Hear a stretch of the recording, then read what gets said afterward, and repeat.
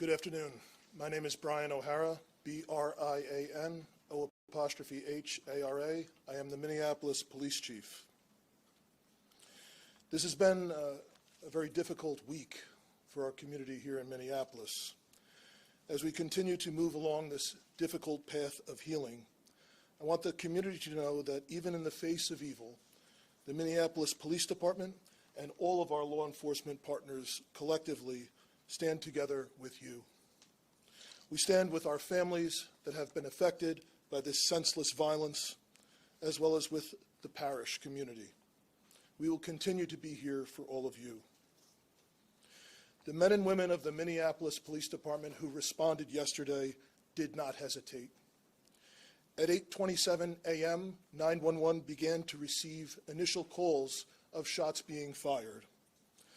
By 8:31, a Minneapolis police officer in a regular uniform with no helmet, no SWAT gear, ran into the church and was met by a parishioner who directed him towards where the gunman had been. The parishioner later told me that was the first time that he, the children, and others there had any sense that they might be safe and survive. The members that responded yesterday exemplified the motto that is on the Minneapolis Police Squad cars: to protect with courage and to serve with compassion. All of our law enforcement partners, first responders, and many children, members of the school staff, and parishioners of Annunciation Catholic Church all showed incredible courage yesterday in the face of unspeakable horror.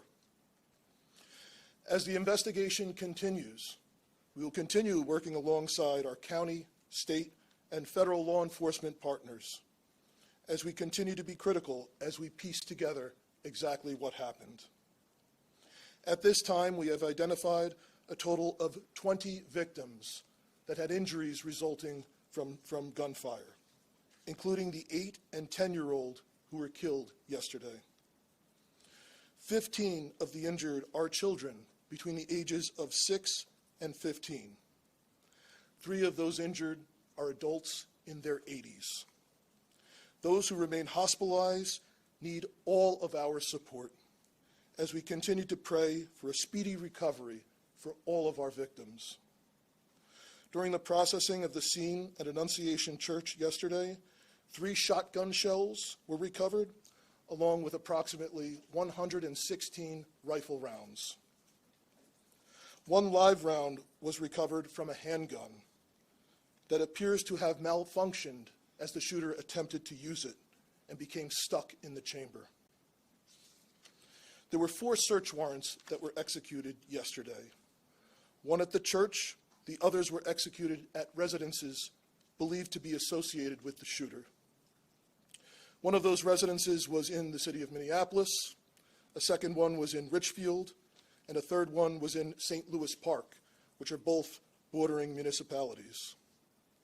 Additional evidence was recovered as a result of these warrants. Literally hundreds of pieces of evidence have been recovered thus far, which include electronic devices that will be further searched and processed. It now becomes our job collectively with all of law enforcement to process that evidence. And so this investigation will continue, and we will follow all of the evidence to its logical conclusion. I am aware, however, that this may not ultimately provide the answers that our public is looking for. When something terrible happens, the public expects law enforcement to provide some explanation for what happened. But the reality is, this is an unthinkable, completely senseless act.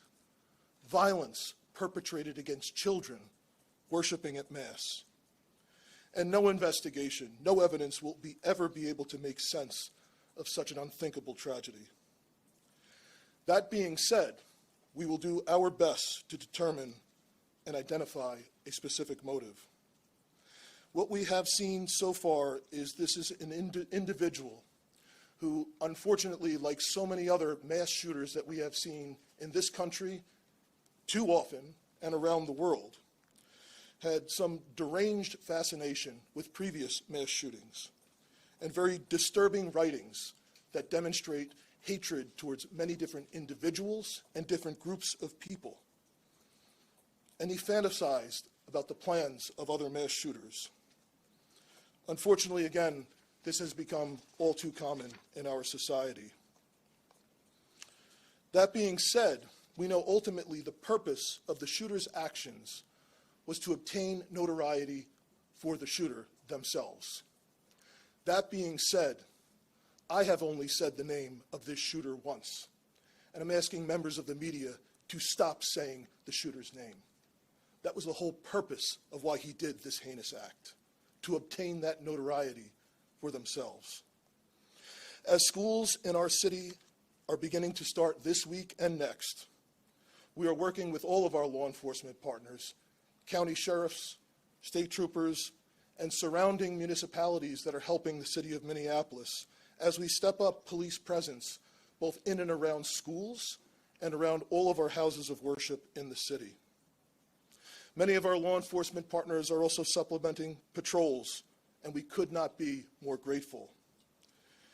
This has truly been a collective effort in partnership with our community. We also must say that we will be forever in debt to all of the doctors, nurses, and paramedics who responded, who are caring for these victims in this incident. I cannot tell you how incredibly grateful we are for all of the love and support that has been pouring in from all around the country, both for the first responders who initially responded, entered that church, and dealt with the unthinkable, and for all of the victims and families that have received that love and support as well. The Minneapolis Police Department and our community have a long road ahead of us to heal, and we need everyone to continuing to show their support after the cameras once again leave this city.